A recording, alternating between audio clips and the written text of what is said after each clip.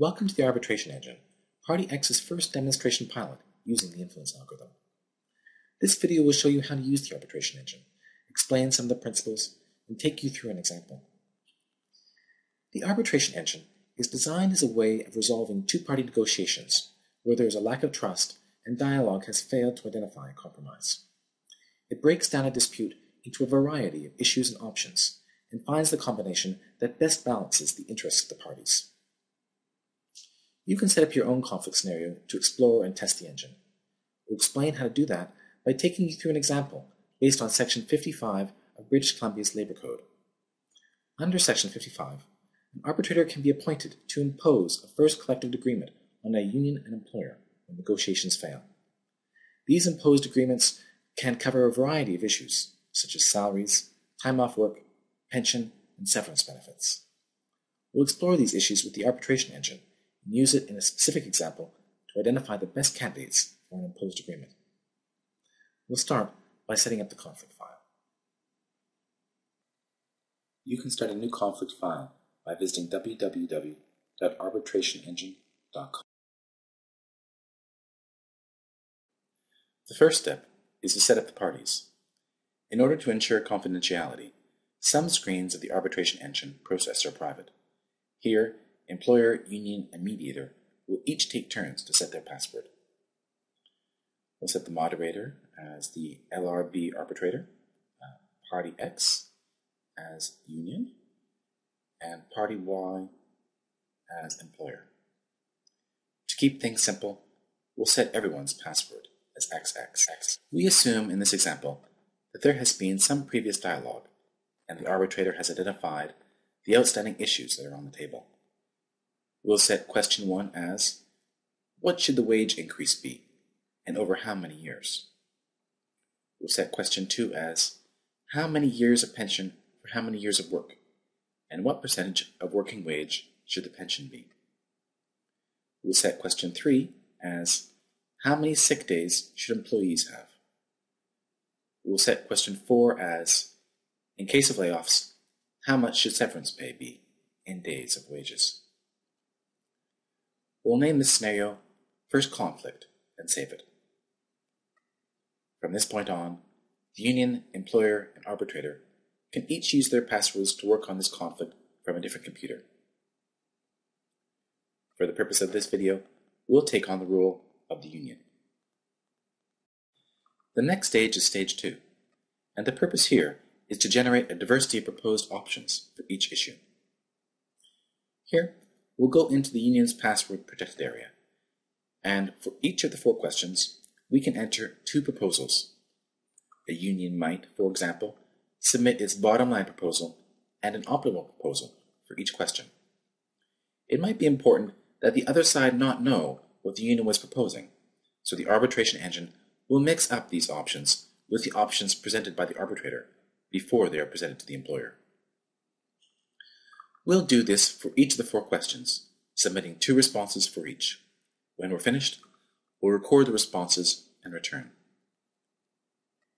On their separate computers, the employer will submit 2 options for each question, and the arbitrator will submit 3 options, for a total of 7. This will provide a diverse range of options across the spectrum of interests, with the union and employer submitting options that favor their interest, and the arbitrator submitting options that fall into the middle ground. Once this is done, we move to stage 3, which is the voting stage. The arbitrator doesn't participate in this stage, only the parties. Again, we'll take the role of the union and enter the voting area.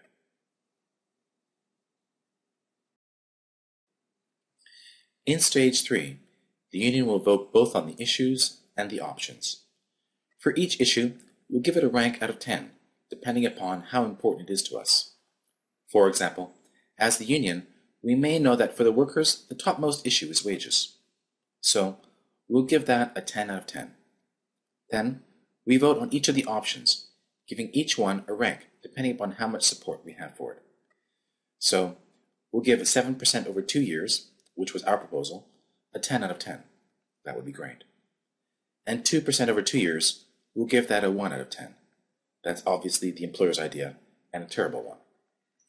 And we'll vote on the others depending upon where they fall in the continuum between great and terrible. The next issue is pensions. As it so happens in this example, it's not nearly as important an issue for the workers as wages, but with many nearing retirement, it's important. So we'll give that a 7 out of 10, and rank all the other options just as above. It's important to note here, we are voting on a combination of options. This was a more complex issue than the first one, with both years of pension and income benefits being on the table. Etc. with sick days, which will give an importance of 5, and severance, which was not a major issue. We'll give that an importance of 4. We'll record these in return. The next stage is stage 4. This stage requires some explanation about the influence algorithm, which drives the arbitration engine. The basic theory behind the influence algorithm is that the quality of a collective decision rests not only on how much support there is for the decision, also on how much resistance there is to it. Behavioral economics and sociology have long studied a phenomenon called inequity aversion, where people resist agreements they perceive as unequal, even if they would do better by entering into the agreement than not. For example, if one party is 90% satisfied with the arbitrator's decision and the other is 50% satisfied, then the average satisfaction is 70%, which sounds fairly high. However, the large gap in the satisfaction between the parties means that the one who is only 50% satisfied will be unhappy with the outcome and put forth less effort in implementing it. That party might even challenge the decision, thinking it is unfair. A better solution would be where the two parties are 72% and 68% satisfied, respectively. The average satisfaction in this solution is still 70%, but because there is greater equality in satisfaction, the outcome will be more stable and will benefit from greater collaboration between the parties. Stage 4 of the arbitration engine allows you to specify your tolerance for inequality. How wide a gap should there be between the winner and the loser? For example, let's say our tolerance for inequality is 5%. That is, that one party should not be more than 5% happier than the other party. The influence algorithm approaches this by generating a list of all the possible outcomes and attaching a satisfaction and inequality score to each one.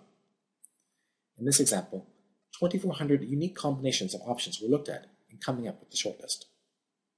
The algorithm has eliminated any outcomes where there was more than a 5% difference in satisfaction between the parties, and then ranked what remained according to the average satisfaction. We can see here that the ranked outcome has an average satisfaction of 71.8% and an inequality of 3.9%. That outcome represents a unique combination of 4 responses to the 4 questions. The second ranked outcome has a slightly lower satisfaction of 71.3%, but also a lower inequality of 3.2%. Otherwise, it's quite similar, differing slightly on the pension and sick days issue. Etc. for outcomes 3 and 4. What's interesting on this list is actually the 5th outcome. Although it has the lowest average satisfaction on the list, its inequality is only 0.3%. This means that both parties are almost exactly alike in their support for this outcome. This is definitely the fairest solution on the list, and it still has a fairly high satisfaction rating, 70.6%. If I was a union or an employer, I might think that this is the best outcome. However, if I'm not sure, I can go back and adjust my vote and see what other outcomes it brings up. The more accurately I rank the options, the greater the chance an outcome I like will rise to the top. The arbitration engine is aimed at two-party disputes with an arbitrator. However, the influence algorithm, which underlies it, is more general and has a number of additional capacities that can be used in more complex decision-making scenarios. I'll mention 3 here. Firstly, the influence algorithm can be used in multi-party disputes and works just as well if there are 3 parties, or 10 parties, or 1,000,000 parties. When we are dealing with more than 2 parties, the influence algorithm works by looking at the distribution of satisfaction across a group of people and taking a measure of how varied people are in their satisfaction. In technical language, we refer to this as the standard deviation of satisfaction. Secondly, the influence algorithm can also look at different levels of power among the parties. For example, the arbitration algorithm gives the parties equal weight when it does its calculating, a reasonable assumption in a Section 55 arbitration process. However, it's possible to imagine scenarios where equality is not necessarily fair. For example, a business decision where some people are investing more money than others. The influence algorithm can allow parties to have different levels of power in those cases. For example, it could give each of the shareholders in a corporate shareholders meeting an amount of influence proportionate to how many shares they have. Or alternatively, it could give each of the political parties in a parliament an amount of influence proportionate to how many votes they received in the election. Thirdly, the influence algorithm can also be used to harmonize satisfaction over time. For example, if I had let you decide what movie we go to tonight, it would be fair if next time you allowed me to decide. The influence algorithm can monitor influence over time, identifying outcomes which tend to equalize satisfaction over a series of consecutive decisions. Well, that's it. Thanks for watching. We hope you found this informative and interesting. We invite you to take the Arbitration Engine for a test drive and welcome any questions and feedback.